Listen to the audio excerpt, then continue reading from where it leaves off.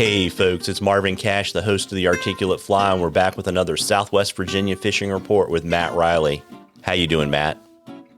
I'm doing good, Marvin. How are you? As always, just trying to stay out of trouble, and I appreciate you pulling over on the side of the road coming back from the water today to knock this out with me. And, we were talking before we started recording, and, mercifully it's starting to warm up, and you're going to get some precipitation. So I'd imagine, your muskie bite's going to get super awesome in the next, say, week to 10 days. Man, I hope so. It would have been nice if the warming trend started a little bit earlier, because we're, coming into a good moon phase right now. But yeah, water temperatures on the lower new were like mid upper 30s a couple days ago, and we're getting up. We might have touched like 39 and a half today, but it's supposed to be in the 50s by the end of the week, and you're supposed to get about a half to 3/4 of an inch of rain. So we'll see how it shakes out. But February is a good month, always has been for me. So I'm hoping that things kind of stay in that high 30s, 50-degree range, and I'd be pretty happy. Yeah, and I know you're focusing on muskie, but I know that this little warm up and that extra rain is going to really help the trout fishing too. Yeah, it's been a bit since I've been on the trout streams, but I did look this morning, and they're pretty low, kind of like they've been for months now. And anytime we get a little burst like that, it tends to shake things up, turn the fishing on a little bit for a couple of days. And it's not that it's bad when it's low. It's just the higher water tends to get the fish a little more active. Certainly some of the bigger fish in the creeks are a little more catchable when the water comes up a little bit, because they've been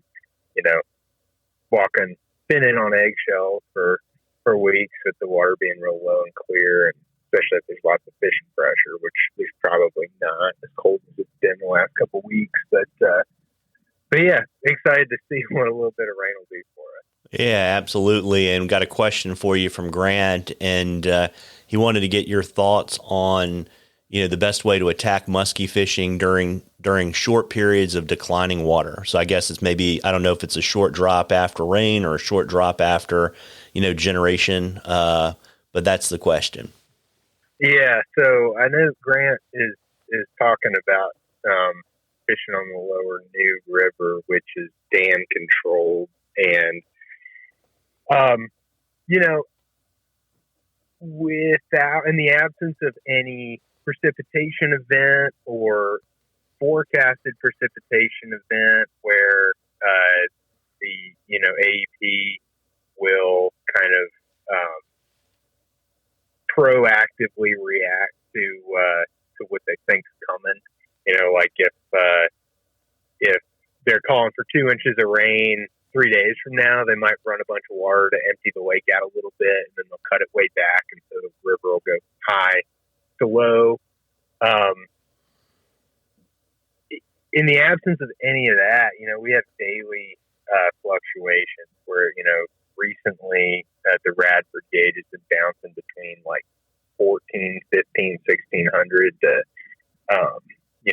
mid 2000s, even higher some days. And frankly, part of the answer to that question is the fact that,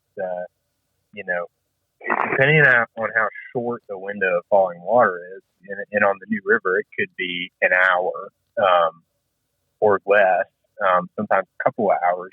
It's really just not very much data to say, this is what all the fish do in this like 30-minute to hour and a half period of time. And also, it depends on the fluctuation. Like if we're, 2,000 to 1,600 cubic feet is not a ton of water level drop. The current's already pretty slow. And especially this time of year, the water temp is cold, the water is low.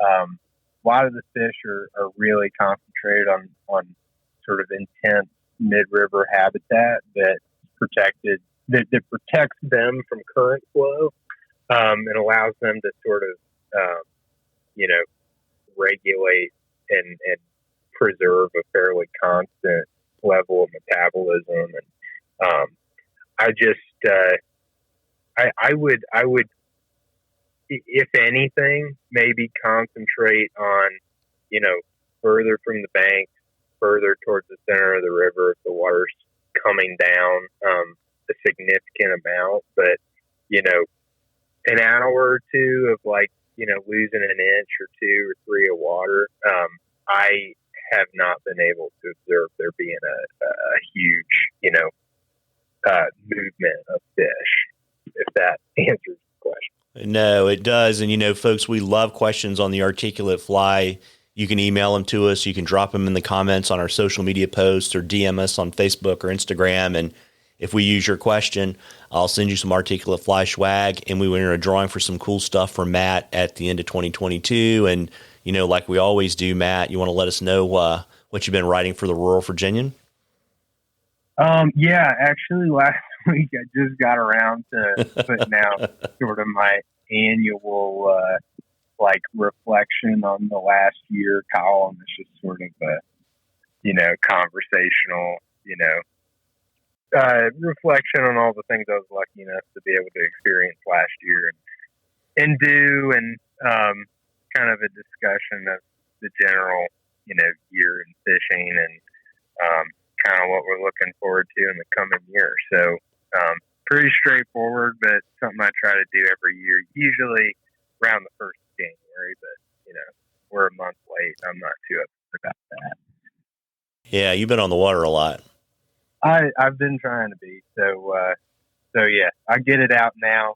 We're kind of just in the last week or two kind of hit our bottom of winter, if you will. So usually that comes a little bit earlier, but, you know, we had such warm weather late into December that I was still fishing pretty hard. So I got a couple days to be grounded at home and start thinking about how great the last year was, and try to do that every year to keep myself grounded and appreciative of what I'm able to do every year and every day. So that's this week, and maybe tomorrow after I get done, I'll come up with an idea for next.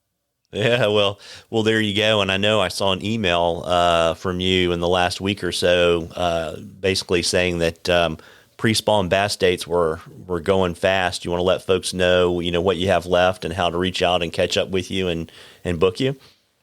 Sure. Yeah, I hate to harp on it. I just, you know, I always hate getting emails, you know, a couple weeks out from some dates, and really want to take everybody that emails me, but, you know, at some point you just don't have any days left. So if you're interested in the pre-spawn period, definitely reach out, because that's pretty much, you know, mostly booked at this point, but there's still some days in late March and early April for you know, the streamer fishermen out there. That's kind of prime time for you. Certainly the conventional anglers, who I do have on my boat fairly regularly. Spring is kind of prime time for putting some of those bigger, heavier fish in the boat. So if that sounds like your jam, reach out however you feel best, and look forward to talking to you. Yeah, well, there you go. And, you know, folks, if you're hardy, as it's warming up here in the next few days, just take your rain jacket and get out there and catch a few. Tight lines, everybody. Tight lines, Matt. Thanks, Marvin.